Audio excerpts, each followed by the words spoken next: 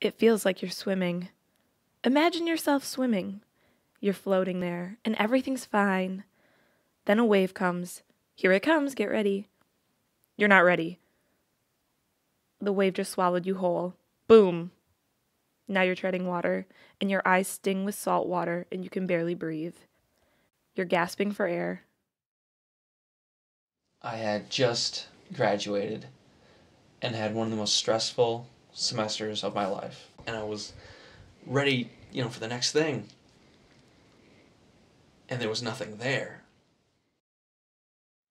I got to school and everything was fine. I was looking forward to all of it and everything was going really well. I had friends, I had a plan, I had everything I thought I needed. Everything was perfect on paper.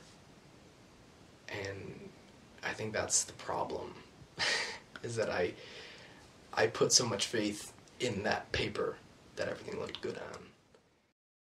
I was at a place where I was so emotionally just dead that I wanted to feel something. And so remembering how it felt to get my tattoo and remembering how good it felt to feel pain, I decided to start cutting. There was the point where I remember standing out on my balcony and just looking down. And I knew that it wasn't that high. But I kept on thinking, what is the highest building in this town?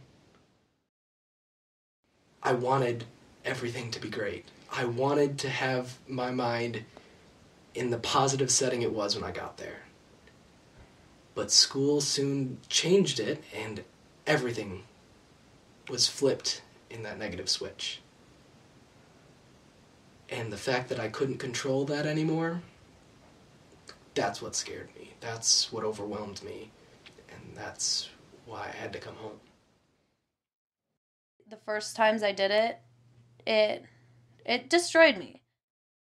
I literally left my house, didn't tell my roommates where I was going, and I just walked into the woods, and I just broke down, and I just cried, and I couldn't control it anymore, and I just tried to get everything out, and I still, after like half an hour in the woods of just crying and just punching trees, and my hands were cut up, and finally I came back into my room, and I looked at where I was living.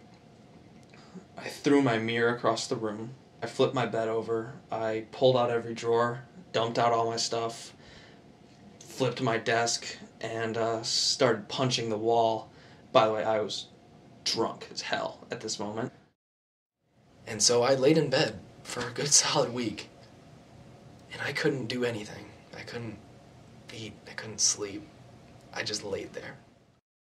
I would cry over the fact that I had done it. I would cry over the fact that so many people wouldn't be okay with me doing it.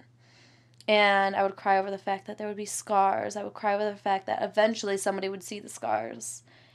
But at the same time, I was just so happy to be feeling something. When I woke up and I just kind of looked around at my room, that's when I kind of realized I needed to do something different. You don't feel like you're drowning. You feel like I'm swimming, and it feels good.